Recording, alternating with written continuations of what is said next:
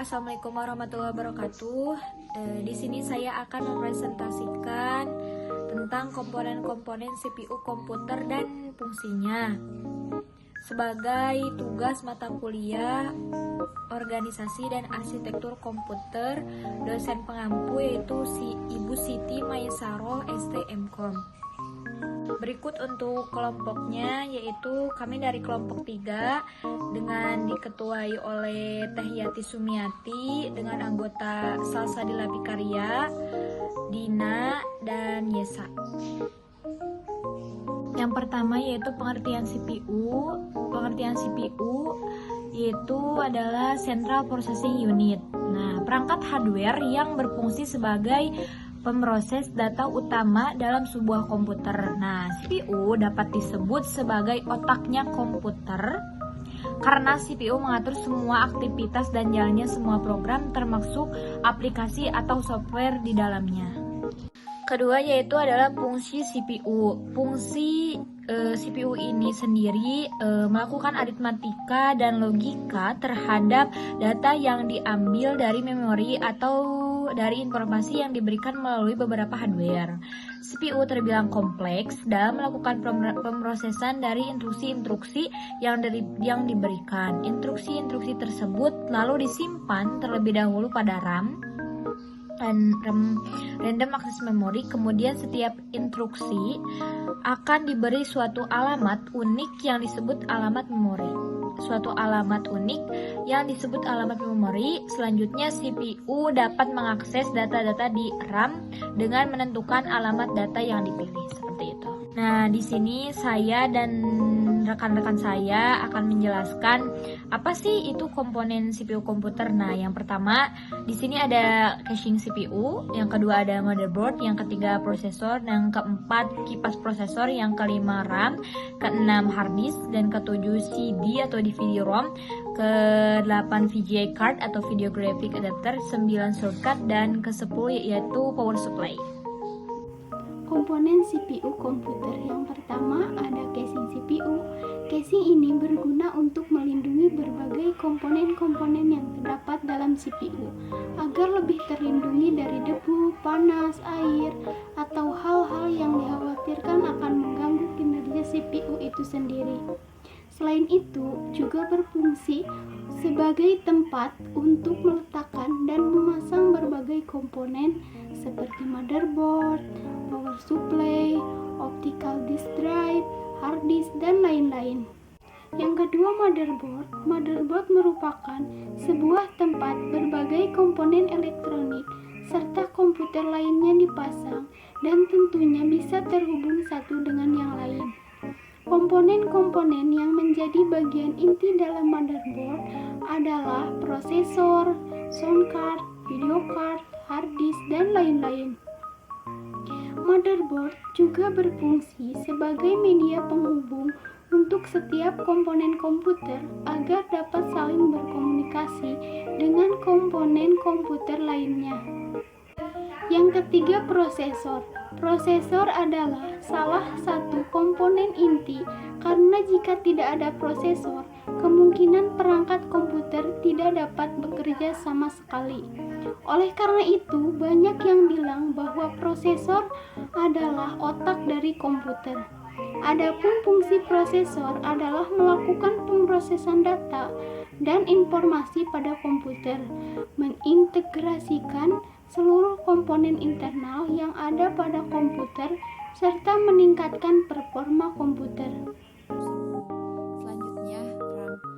Random Access Memory juga memiliki kedudukan yang penting bagi perangkat komputer, sebab komponen yang satu ini bekerja sebagai tempat untuk menampung data sementara yang telah diproses prosesor sebelum dilanjutkan ke komponen-komponen lain. RAM juga dapat diganti dengan ukuran kapasitas yang lebih besar atau kecil, namun hal ini tentunya harus sesuai dengan kapasitas maksimal RAM yang terdukung di motherboard kalian. Satuan RAM biasanya menggunakan perhitungan byte dan kapasitas RAM yang beredar di pasaran biasanya berkapasitas 256 MB, 512 MB, 1 GB, 2 GB, 4 GB, 8 GB, dan lain-lain. Jenis memori yang masih diproduksi saat ini adalah DDR1, DDR2, DDR3. Selanjutnya terdapat kipas prosesor. Kipas prosesor berfungsi sebagai pendingin dan menjaga agar suhu prosesor tetap dingin dan stabil. Hal ini bertujuan agar perangkat prosesor komputer tidak cepat overheat maupun rusak. Selanjutnya hard disk. Hard disk berfungsi untuk menyimpan sebagai data dan berbagai sistem operasi dari suatu perangkat komputer itu sendiri. Hard disk biasanya menggunakan perhitungan byte. Semakin besar kapasitas hard disk, maka semakin banyak pula data-data konvensional yang dapat disimpan. Ukuran kapasitas hard disk yang beredar di pasaran biasanya bervariasi mulai dari 250 GB, 500 GB, 1 TB hingga 3 TB. Baik, di sini saya akan menjelaskan tentang CD atau DVD ROM. CD atau DVD ROM atau optical disk drive ini adalah piranti yang dapat digunakan untuk menulis dan membaca kaset atau kepingan CD atau DVD. Nah, selain itu, CD atau DVD ROM juga dapat digunakan untuk membarning atau mengcopy CD dengan menggunakan berbagai software. Misalkan kita ingin menginstal Windows, terus bisa juga untuk transfer data juga bisa, terus untuk menyimpan data juga bisa.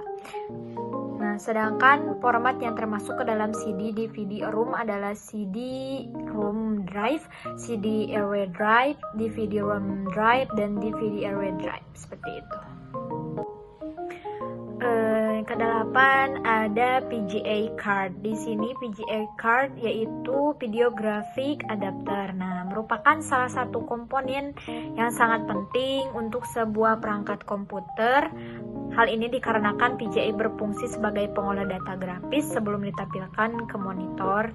Nah, di sini berfungsi untuk sebagai apa? Nah, untuk dari pengolah data ke grafis sebelum ditampilkan ke monitor, seperti misalkan kita akan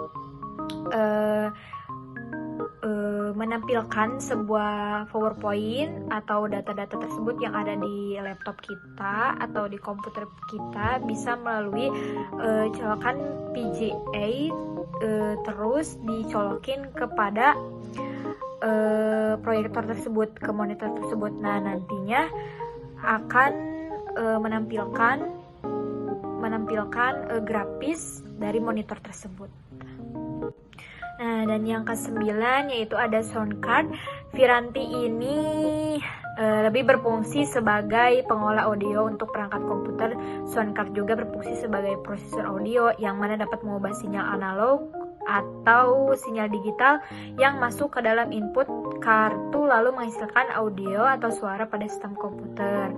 Nah, sound card juga berfungsi untuk mengontrol semua audio terdapat pada perangkat komputer.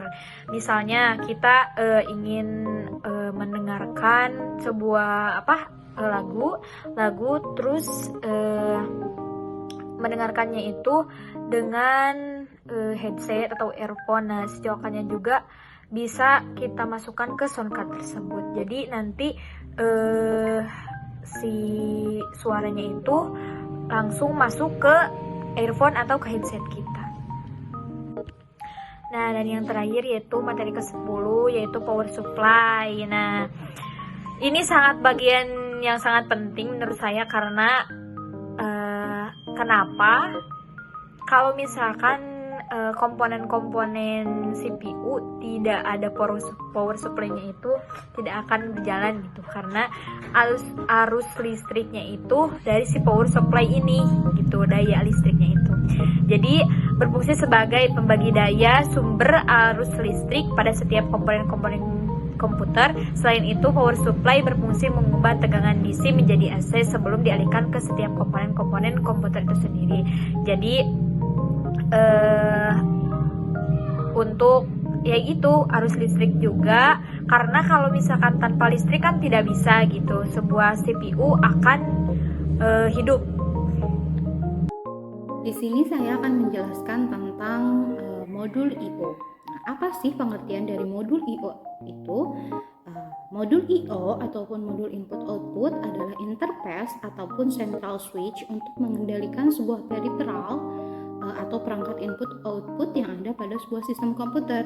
Nah, modul I/O ini juga merupakan salah satu komponen yang terdapat pada sebuah sistem komputer yang bertanggung jawab atas pengontrolan sebuah perangkat luar atau lebih, dan juga bertanggung jawab pula dalam pertukaran data antara perangkat luar tersebut dengan memori utama ataupun dengan register-register yang ada pada CPU. Yang pertama ada control and timing, CPU communication, device communication, data buffering, dan error detection. Kita akan ulas satu persatu. Yang pertama ada control timing. Apa sih kira-kira tugas dari control timing ini?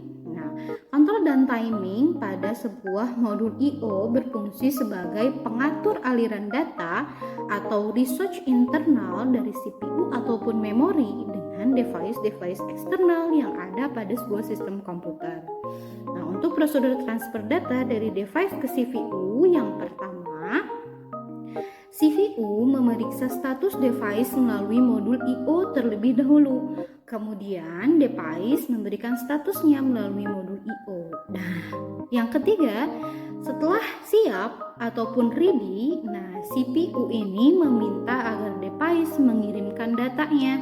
Kemudian modul I/O menerima data dari device tersebut, dan kemudian modul I/O ini mengirimkan data ke CPU. Yang kedua ada CPU communication. Modul input-output ini untuk CPU communication berfungsi sebagai media komunikasi dari CPU menuju device eksternal. Nah, untuk prosedurnya, mendekode perintah atau command dari CPU. Yang kedua, menjadikan media untuk pertukaran data. Yang ketiga, melakukan status device, melaporkan status device. Yang keempat, memeriksa atau mendekode kembali alamat yang dikirimkan oleh si CPU tersebut. Nah, yang ketiga ada device communication. Nah, device communication ini berfungsi sebagai media komunikasi dari device eksternal menuju CPU. Untuk prosedurnya, yang pertama meneruskan perintah atau command dari CPU ke device, kemudian meneruskan status dari device ke CPU, dan yang terakhir meneruskan datanya yang telah dihasilkan dari device ke sebuah CPU. Data buffering. Modul input-output untuk data buffering ini berfungsi sebagai penumpang data ataupun penampung data sementara, baik dari CPU ataupun memori maupun dari device. Kemudian bertanggung jawab untuk melakukan buffer agar kecepatan device itu sangat beragam. Nah, untuk prosedurnya, data dari CPU langsung ditaruh di buffer, diberikan ke device sesuai dengan kecepatan ataupun daya serap si device itu sendiri. Nah, yang kedua, data dari device yang telah dihasilkan dikumpulkan dulu di buffer, setelah periode tertentu baru dikirimkan ke sebuah CPU. Nah, yang terakhir ada error detection. Fungsi yang kelima ada error detection. Nah, untuk error detection tersendiri berfungsi sebagai pendeteksi kesalahan yang ditimbulkan oleh sebuah device. Nah, contoh kesalahannya ada paper jam, bad sector, kertas habis, terjadi perubahan bit, ataupun lain sebagainya. Masih banyak lagi ya. Untuk contoh metode deteksinya yaitu ada bit parity.